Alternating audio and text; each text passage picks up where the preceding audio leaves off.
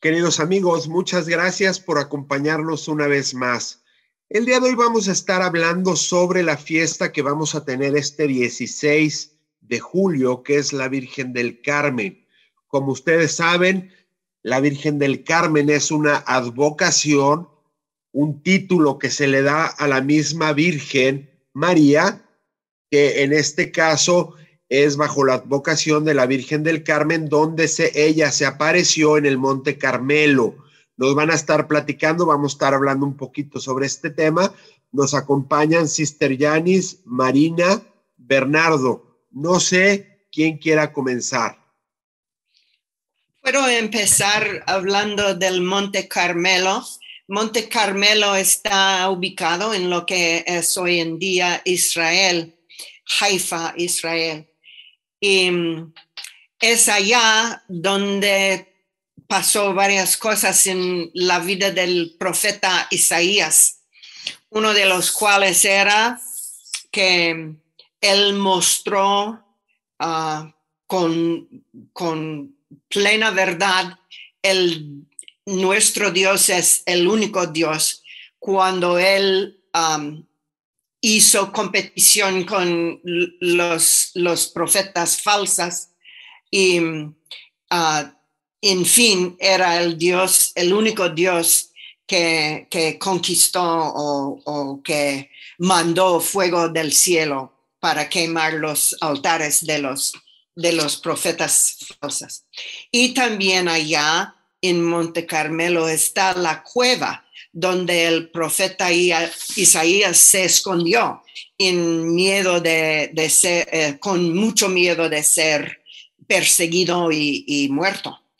Y en esta cueva él sabía que Dios iba a pasar y él pensó descubrirlo a Dios en grandes acontecimientos como fuego o viento o relámpagos. Pero todos esos pasaron y no era Dios. Pero finalmente vino un son muy quieto, como murmuración, y en esa voz tan frágil vino la voz de Dios y encontró con Isaías. Entonces ahí empieza la vida, la espiritualidad del Monte Carmelo para los cristianos, principalmente con el orden de los carmelitas. Y empieza con la vida interior en donde descubrimos la voz de Dios. Yo quería continuar un poco con lo que dice Sister Janice.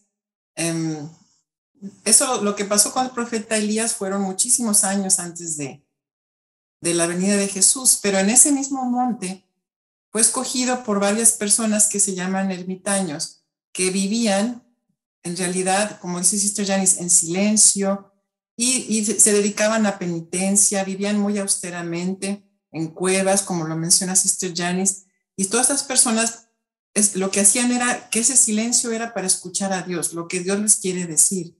Es algo muy, muy importante, porque cualquiera dirá, pues, ¿por qué se retiran? ¿Qué harán? Pero es eso, para escuchar a Dios necesitamos el silencio.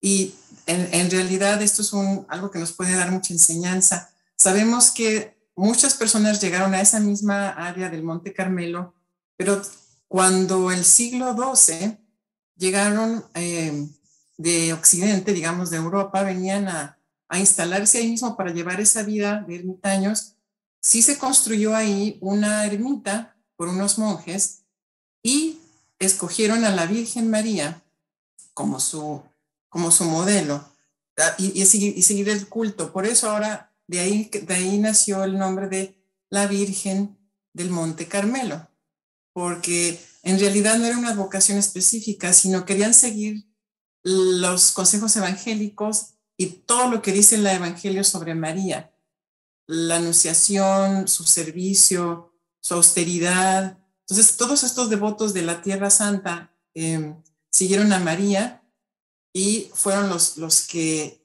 los que digamos que de ahí comenzó la devoción a la Virgen del Monte Carmelo. Después sabemos que vamos conociendo a Carmelo, Carmela, como decía Bernardo al principio, conocemos a muchas personas que se llaman Carmelas. No sabíamos que venía de esta vocación de la Virgen del Carmen o del Monte Carmelo, ¿verdad? Yo tengo entendido que para los el orden de los frailes del Carmen era expulsado de la Tierra Santa después de la derrota de los Crusades, no sé decirlo. Las cruzadas. Cruzadas. Y ellos fueron a Europa y llegaron a España también, claro, y yo tengo entendido que creció mucho devoción a Nuestra Señora de Carmelo en España, y yo imagino que los españoles llevaron esta devoción a América Latina. Sí. Y en ese sentido lo que yo quería comentar es, para efectos de la madurez de fe que todos debemos de tener, está la tradición, el sacramental del escapulario. Entonces, algo que podría llegar a escapársenos un poquito es dejarle o conferirle unas funciones que no tiene un sacramental, en el sentido de que por traerlo no es que te vas a salvar. Hay una serie de condiciones y requisitos, y uno de ellos, por ejemplo, es vivir en castidad en el estado en el que estés. Entonces, si no, en el caso de la Iglesia Católica no hay letras chiquitas, más bien hay letras grandotas que de pronto como que nos dan miedillo, ¿no?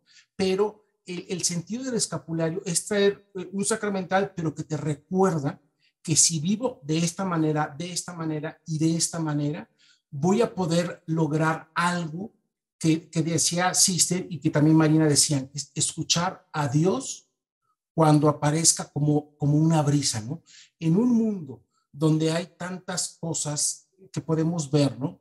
Donde un tiroteo en alguna parte lo sentimos aquí a un lado, es muy difícil escuchar a Dios, porque Él se presenta siempre como una ventisca, ¿no? Y tratando de combinar y dar la perspectiva del coach, que es mi rol en esta mesa, yo les diría, ¿no? La práctica de los monjes se sostiene en una regla, muchas reglas, pero una que podemos traer a la vida cotidiana es: tienes que estar en lo que estás haciendo. Si estás trabajando, tienes que trabajar. Si estás en una fiesta, tienes que estar en un ambiente de fiesta. Si estás paseando, entonces concéntrate en pasear. Eso es lo que hacen los monjes, eso es lo que hace que su vida sea extraordinaria. Entonces, si estás paseando y estás concentrado en pasear, entonces empiezas a disfrutar cosas como el aire, como el olor de los árboles. Si estás paseando y estás preocupado por las cosas del trabajo, entonces no se puede dar ese efecto o esa ganancia o esa capacidad que los monjes tenían para escuchar a Dios cuando se aparece con una ventisca. Entonces, en tu vida cotidiana, si consigue el escapulario, si ya lo traes, pues ve cuáles son las promesas y lo que tienes que hacer. Y para sostener esas promesas, el principio que tomamos de la vida monástica, de estar en lo que tengo que estar haciendo. Disfrútalo, métete en esa parte, porque entonces cuando Dios pase a un lado de ti, lo vas a poder escuchar claramente, aunque sea una ventisca y no sea un estruendo, o incluso en medio de los estruendos vas a poder escuchar, vas a poder sentir la presencia de Dios. Si caminas y escuchas esa hoja seca crujir, vas bien, estás aprobando la materia y estás listo para que cuando entres a misa, pues el olor del incienso, el aroma de las flores de la capilla, los cantos, a veces de la gente desafinada como yo, incluso te hablen de todo lo que va a suceder ahí en esos momentos. Bueno, pues eso es lo que yo comentaría. Wow, Bernardo, excelente. Gracias. Algo que decía Bernardo sobre el escapulario él mencionaba que efectivamente es un sacramental. Yo quisiera clarificar un poquito qué es un sacramental. Un sacramental no es un sacramento, pero son esos ritos de consagración o bendición que nos ayudan a vivir mejor un hecho o una actividad espiritual que obviamente nos van a cambiar, como también son los sacramentos. Y lo que decía Bernardo es muy claro, no porque yo use o tenga el sacramental, ya por eso ya gané la gracia. No, no, no, no, no. Al contrario, si yo tengo el sacramental del escapulario, pues tengo que vivir con mi condición de un católico coherente, auténtico. Bernardo mencionaba claramente el aspecto de la castidad en la condición que se encuentre en soltero o casado o religioso, cómo hay que vivirla. En el caso del rosario, que es otro sacramental, o la medalla milagrosa, que es otro sacramental, todo aquello que está consagrado y bendecido para que nos ayude en nuestro crecimiento espiritual, no nada más por tenerlo ya nos salvamos, hay que vivirlo. En el caso de la Biblia, pues hablaba un poquito de los que fueron invitados al banquete, que no iban vestidos de acuerdo a la boda, al festín que se tenía.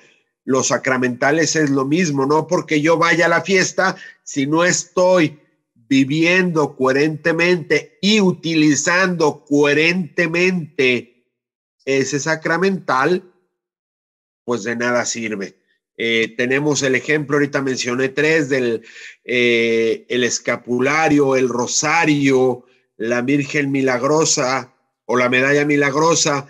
Si en lugar de usarlos para bendecir a Dios, lo usamos para hacer un uso incorrecto, pues no va a cumplir su fin y al contrario, puede ser un fin medio de condenación, lamentablemente, porque estaríamos cayendo ya en un sacrilegio, es decir, utilizar cosas sagradas para una finalidad incoherente, ¿no? Y el otro aspecto que quería mencionar, pues es el aspecto de la promesa, ¿no? La gran promesa que hizo la Virgen María, o en este caso la Virgen María bajo la advocación de la Virgen del Carmen, es que ella ha prometido salvar de los fuegos del infierno a aquellos que utilicen el escapulario, y se menciona que lo utilicen en el día que ellos, o en el momento de su muerte. También que ella reducirá la estancia en el purgatorio si tienen alguna deuda de castigo por pagar. Pero aquí pues lo importante es, como decía Bernardo, tenerlo y vivir de acuerdo a esa condición. Yo creo que la vida de los carmelitas se dedica tanto a Nuestra Señora porque ellos ven en Nuestra Señora el modelo de ese tipo de vida, de que todo acto diario esté para cumplir con la voluntad de Dios, para llegar más cerca de Dios. Ella llevaba en su propio vientre el niño Jesús, y nosotros estamos invitados a crear dentro de nuestro interior, nuestro alma, una unión con Dios tan cerca como lo que ella tenía.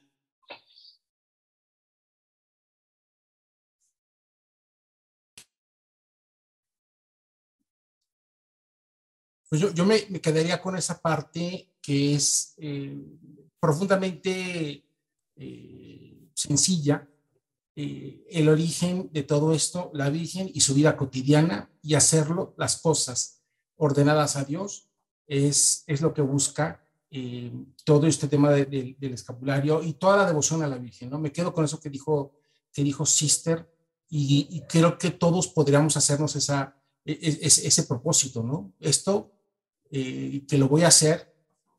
Tenía una amiga que decía, ¿no? Digo, si vas a hacer arroz, pues ponle 3 chicharitos y un pedazo de zanahoria y va a quedar más bonito, y ofrécelo. O sea, 3 chícharos y un ofrecimiento hacen que un simple arroz, a los mexicanos, a los latinos creo que nos fascina el arroz, hace que un arroz trascienda muchísimo, ¿no? Entonces, y así, todo esto fue copiado del estilo de la Virgen María.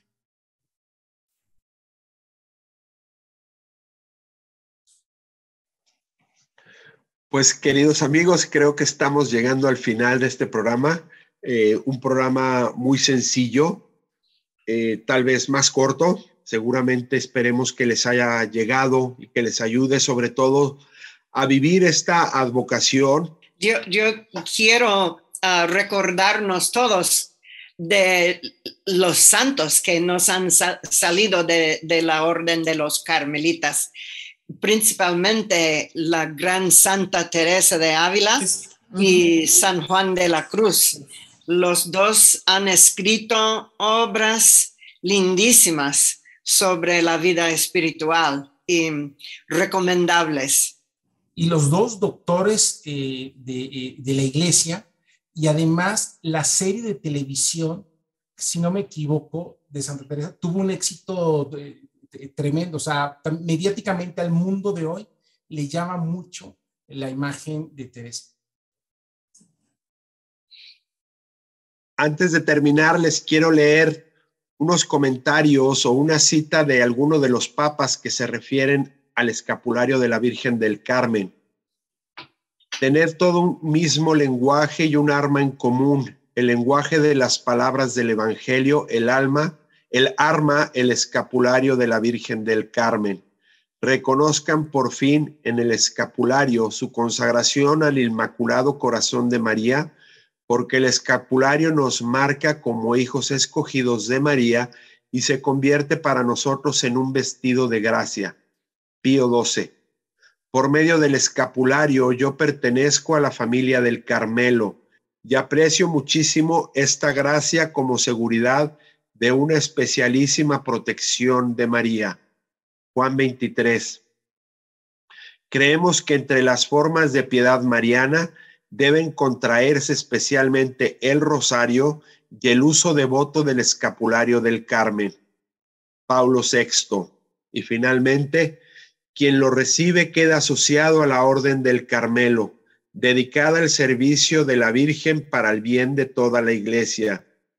También yo llevo sobre mi corazón el escapulario del Carmen. Juan Pablo II. Pues sin más, queridos amigos, les agradecemos por habernos acompañado y nos vemos la próxima semana. Que Dios les bendiga.